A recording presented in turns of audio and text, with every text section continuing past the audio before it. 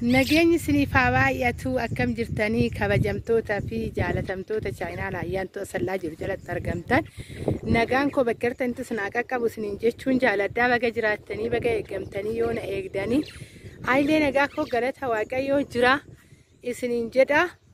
Egaa ka warroonni haarawaa taatan viidiyoo kana sabiskiraayibii godha urufan jira waan ta'eefan dadhabe ijoollee waan haasa'u wallaale garuu immoo video kana hojjechuu ejaan barbaade fidhechuudha. Iddoon natti tole tokko iddoon natti tole lama immoo kunoo asii akkanatti qaxxitaa waggaa laaltanii lafti kun isinitti mul'ata hidheeta yaada jechuudha. Wanni warshaan hojjetamaa jiru kuni qad jedheetuma jira kunoo guddaadha isinitti dhumuudhaa gahee jira jechuudha. Amma lafa dhumaa gaheetoo jira warshaan kuni warshaa baay'ee guddaa warshaa daakutiidha jechuudha. Naannoon kuni naannoo yeroo darbe akkuma galeen viidiyoo isinii hojjedhe saniidha jechuudha. Isinii hojjedhe hin mul'atu iyyuu irra deebiin hojjedhu jettanii indagana warroonni dura nafaana turtan jechuudha irra deebi'ee hojjedheedha. Egaa ka'amma kun naannoon kun guutumaan guutuutti qabameetoo jira jechuudha. Wanti hunduu yeroo nu barbaannu fi yeroo inni nu barbaadu garaagarummaa qaba. Akka argaa jirtan naannoo isaa maaltu jira hoo jettanii boqqollootu jira. Akkatti inni bareedu ganna baay'izawee naannoon kun sirriitti namatti tola jechuudha. Maal isiniin jechuufan barbaade amma osoo jechuudha lafa kana miliyoona kennitanii lafa tolee hin jennedha jechuudha. Maaltu jira asii kunooti warshaan qabateetoo jira abbaan qabeenyaa qabatee jira jechuudha. Kanuma carraan gizee takkitti nama qaqqabdi ilma namaayi qabatamee jiraan isiniin jechuu jaaladha. Ani kaa gizee baay'ee informeeshinii hoggaan isin ilaadhu waa'ee lafaati irrattanii ayyaantu asallaa yookaan waa tokko fayyadameeti miti yookaan waa'ee daldalaa beeketi miti jechuudhaan shamarran keenya qofaaf osoo warri biyya keessa jiruyyuu na gaafatee ani waan akkanaa keessan seenu sababbiin isaa waan ani ijoollee keenya akka kootitti ijaan laaluuf miidhamtoota akka kootii waan ta'aniif isaan irratti xiyyeeffadhee waanan jiruufan jechuudha. Achiinis immoo baay'ee warraan fagaatu jidduu kanaan isinitti mul'ate ta'ee qalamiidha kan dibametu iyyuu jira jechuudha. Qalamii giriinii yookaan immoo maal jedhama afaan oromootiin inni kun akkasitti mul'ata inni illee warshaadha jechuudha. Dhumatee jira inni illee kun akka argaa jirtan kana jidduu tana keessa maaltu qofatu jira lafa boqqolloo tana qofatu jira. Isaayyuu hin kennanii jechuudha. Namoonni hin kennanii gurguruu hin barbaadan. Tanaan dura sin darbee jechuudha. Akkuma galeenan viidiyoo isinii hojjedheetoo ture.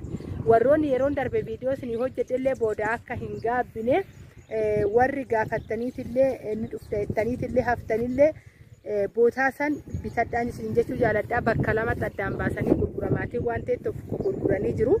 Tokko ni jira waan ta'eef bitadhaa hatta deebistaniitu gurgurtan. Hatta warshaan kun gizee jalqabame carraan kan kennamuuf warroota baay'inaan hojii dhabeeyyoota jechuudha. Waan akkanaa kana keessatti warroota baratee xumuree warroota bakka adda addaatitti hojjechuudhaaf wanni qaban carraan isaaniif kennama dursee. Warroonni akkasii sun kireeffatanii jechuudha kan ta'an. Warshaan amma asuma bootaan dhaabbadhu kana warshaa lamatu jira. Odoo warrirraa hin fagaatin jechuudha. Kuni warshaa daakuu jedhamee beekamee jira. Suni garuu warshaa maalii akka ta'e beeku kan dhumate kun isiniin jechuu jaaladha. Kuni hunduuyyuu booda maal ta'a kireessuu dandeessu gurgurachuu dandeessu isiniin jedha. Kanaafuyyuu viidiyoon tun viidiyoo gabaabduudha. Isinitti hin dheeressu garuu ammallee warroonni carraa qabdan akkanatti naannoo akkanaa kanatti bitattan gurgurachuufillee dhugaan isiniin jedha faayidaa qabeessa ta'an isiniin jechuu jaaladha. Egaa ka viidiyoo tana ni jaalattan jedheen abdii qaba. Sababbiin isaa manni jireenyaa yeroo kana keessattuu naannoo warshaati irratti dafee saffisaan guddachaara. Warshaan seenee jitaanan abbaa qabeenyatu iyyuu seenee jechuudha. Abbaan qabeenyaa seenee jechuun immoo hojii abiyyeedhaaf hojii uuma. Hojii abiyyeen immoo naannoo adda addaatti dhufama. Fakkeenyaaf karaa boolloo hoggaa deemtan namni teessumaa miti kotteedhaan bootaa dhaabbattu dhabda jechuudha. Boolloo Adaamaa boolloo warri beektan baay'inaan ijoolleen baay'ee karaa boolloo sanitti mana bitatan baay'een ni jirta waan ta'eef iyyuu jechuudha. Maaliif sababni achitti baay'ateef namni warshaa adda addaa hojjetanii itti dhiyaata waan ta'eefidha jechuudha naannoo sanitti kan galanii. Kanaafuyyuu kana fakkaatan isiniin jechuu jaaladhaa. Carraa qabdanii gurgurattanii booda immoo ijaartanii kutaa tokko tokkoon kireessitanii kuni hunduuyyuu faayidaa qabeessadha. Birrii hammattanii teensanii hoomaayyuu isiniin fayyadu. Faayidaa birriittis ta'ee kaanis ta'ee ni beekna arginee jirra ijaa ta'eefuyyuun isiniin jechuu jaaladhaa. Egaa kanaannuun amma akkana jirti magariisa fakkaattiin isiniin jechuu jaaladhaa. Garuu birraa kana keessatti ni jalqaba jedhamee yaadama jechuudha hojiin gaafa eegalame immoo iyyuu egaa akkuma argitan bituu miti itti jiraachuun iyyuu guddii ta'uu danda'a jechuudha. Akkasii kana fakkaataa viidiyoon kooyi bakka jirtatti nagaa naa ta'a. Baay'een isin jaaladha, baay'een isin kabajaa. Baay baay.